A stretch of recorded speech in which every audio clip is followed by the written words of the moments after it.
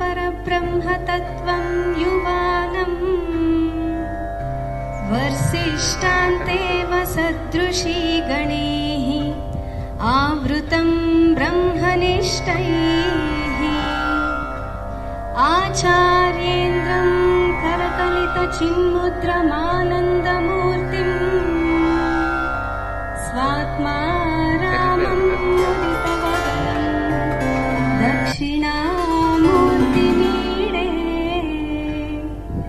वटविटपि समीपे भूमिभागे निषन्नम् सकलमुनिजनानां ज्ञानदातारमारा त्रिभुवनगुरुमीशं दक्षिणामूर्तिदेवम् जननमरण